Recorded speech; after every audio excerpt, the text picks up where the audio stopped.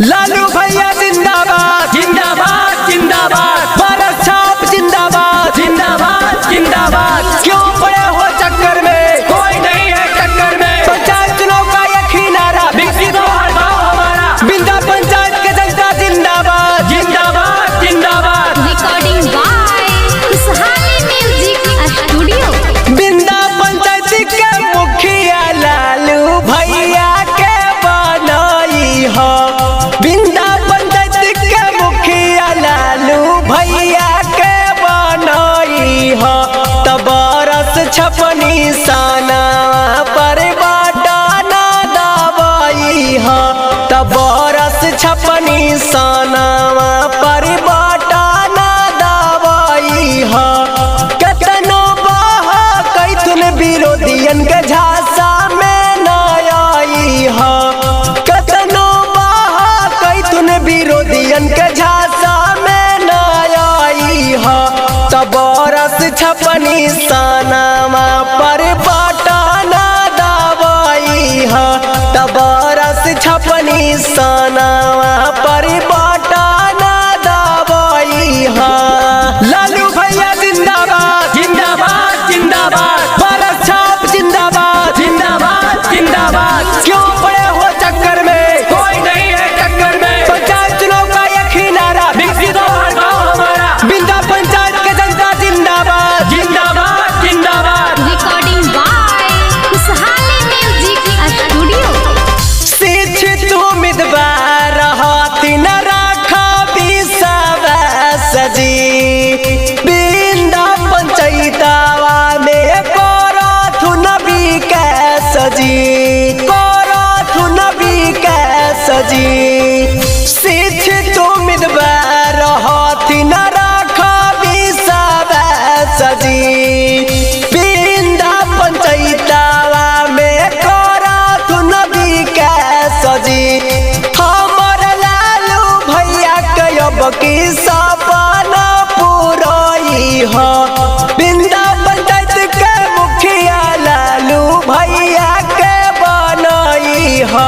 तबरस छपनी सानावा पर बाटाना दवाई हो, तबरस छपनी सानावा पर बाटाना दवाई हो।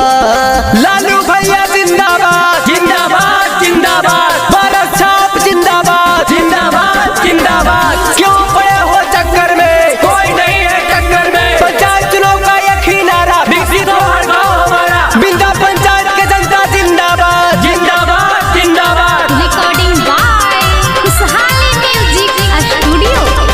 नाली गाली रोड देखू न पाका के मकानिया, घर घर मिलतो ये चाचा नाल वाला पानिया, नाल वाला पानिया।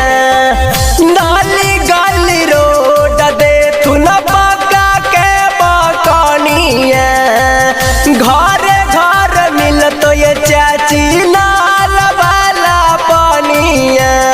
करमों की संख्या 7 पयब की दे दी ध्यानवा, बूढ़ा बूढ़ी के मिलतो बिरधा पेनसनवा। तबरस छपनी सनवा पर दवाई हा बटनवा, तबरस छपनी सनवा पर दवाई हा बटनवा। लालू भैया जिंदाबाद जिंदाबाद जिंदाबाद, भारत छाप जिंदाबाद जिंदाबाद जिंदाबाद। क्यों पड़े हो चक्कर में, कोई नहीं है टक्कर में, पंचायत चुनाव का यही नारा विकसित हो हर गाँव हमारा। बिंदा पंचायत के जनता जिंदाबाद जिंदाबाद जिंदाबाद। Recording by खुशहाली म्यूजिक स्टूडियो। लालू भैया के लाजी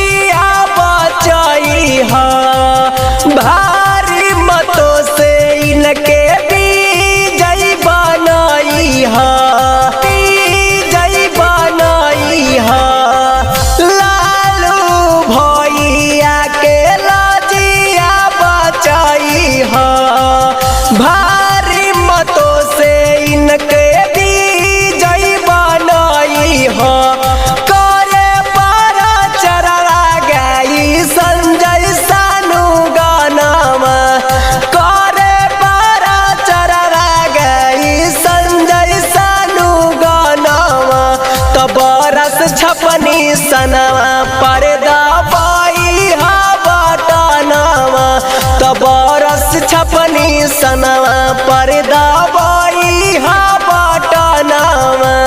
रिकॉर्डिंग बाय खुशहाली म्यूजिक स्टूडियो।